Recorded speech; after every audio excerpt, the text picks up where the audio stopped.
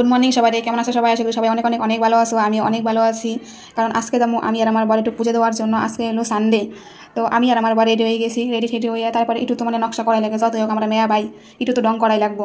তো আমি আমার বরের যখনই ক্যামেরার সামনে নিয়ে আসি দাঁড় করাই, আমার বর ভুলেই যায়। এমনি টাইম ঠিকই থাকে, আর যেই আমার বরের ক্যামেরার সামনে নিয়ে আসে সে আমার বর বুঝেই না, একটু বেশি বেশি ডং করবে যায় মনে হয় না কি, যে আমি যেমন থাই হিরো আমি থামো না, আমি অন্যভাবে দেখামো একটু বেশি বেশি দেখা বেড়েছে। পরে আর কিছুই বুঝে না।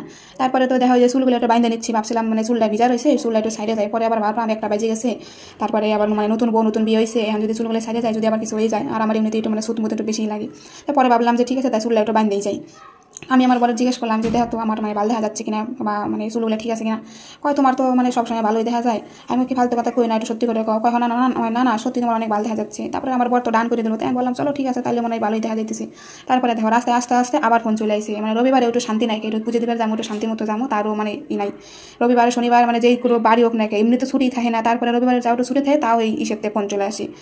ইসে কোম্পানিতে যাই কিছু সমস্যা হোক, সমস্ত ডে আমার বরের উপরে থাকে। আমার বর আর কি সবচেয়ে ইসে আছে বলে নাকি, তো ওই কারণে আমার বরই আর কি সব কিছু ঠিক করে, আমার বরের কাছে সবাই ফোন করে। তো তারপরে দেখো তাড়াতাড়ি করে চলে আসলাম। আমি বললাম এমনিতে সবাই করছে, এটা বন্ধ থাকবো বলে আজকে একটু তাড়াতাড়ি চলো। তারপরে আমার বর কয়ে ঠিক আছে তাহলে তাড়াতাড়ি যাইতেছি। তারপরে যে দেখো কথা কইতে চলে আইছি। এই জায়গায় হলো বজরংজি ঠাকুর, বজরংজি ঠাকুর, আর এই জায়গা হচ্ছে মা হকার কালী। তো আমি তো নাম জানতাম না, তো আমার এক বৌদি বললো যে এটা হচ্ছে হকার কালী বলে, নামটা আর কি হকার কালী। তো যাই হোক আমি আর কি মাতারাই বলি। তো তারপরে এই জায়গাটা দেখো, এই জায়গা আসে দাঁড়াই রয়েছি। তো আমি কই কি যে কাকিমা কইলো এটা বন্ধ আছে, সত্যি সত্যি দিয়ে বন্ধ। তারপরে এক রিক্সা চালায় ওই কাকুটা কইলো কি যে বন্ধ না, ভেতরে আসে, তুমি ডাক দাও তাহলে সারা দেবো। তাই সত্যি সত্যি দিয়ে গেলাম, আমার বড় ডাক দিল, তারপরে দিয়ে সারা দিল। আমি একটু শান্তি পেয়েছি, যাক অন্তত পুজো দিবার আইসে আমার ঘুরে যাওয়া লাগবে না, মনটা অনেক খারাপ ছিল। তো আমি আস্তে আস্তে আমি আমার বরের কইয়ে আইছিলাম যে যদি পুজো দেওয়া পারি তাহলে ঠাকুর আমাদের পূজা নেওয়ার জন্য আজকে হয়তো খোলা থাকবো, আর যদি পূজা না দিই তাহলে ভাববো তা আমাদের হয়তো আমাদের কাছ থেকে ঠাকুর হয়তো পূজা নিব না। তো তারপরে ধর পূজা টুজা হয়ে গেছে, তারপরে তো আমার তো বাড়ি রান্না ঠান্ডা কিছু করি নাই, তারপরে আসলাম একটু দোকানে, পাশে দোকান আছে, দোকানে আইসে হেঁটে একটু সবজি নিয়ে নিলাম। সবজি নেওয়ার পর তাহলে বরের বললাম কি আমার তো ভালো লাগতেছে না, খিদে লাগছে, তাই তুমি এক কাম করো আমার জন্য একটু লস্যি নিয়ে আসো। ঠিক আছে, তারপরে আমার বর গেছে লস্যি আনার জন্য। আর এই যে স্টেশন, আমরা যে জায়গা থাকি কাছাকাছি সব কিছু, একদমই দোকান পাশারি স্টেশন বাজার সব কিছু আর কি কাছাকাছি আছে। তারপরে আমি আমার বরের কইলাম যে একটু তাড়াতাড়ি আসো, আমার ভালো লাগতেছে না, দাঁড়ায় থাকতে ইচ্ছা করতেছে না। কই ঠিক আছে আমি আসতেছি তাড়াতাড়ি। তারপরে আমার বর এটা আর কি লস্যি আনবে করছিলাম, আমার বর দেখি দুটো লস্যি নিয়ে এসে, কারণ জানে যে আমি লস্যি অনেক ভালো খাই। তারপরে তো আমার বর এনে নিয়ে চলে আসলো। আমি কি তুমি দুইটা কিসের জন্য আনলা?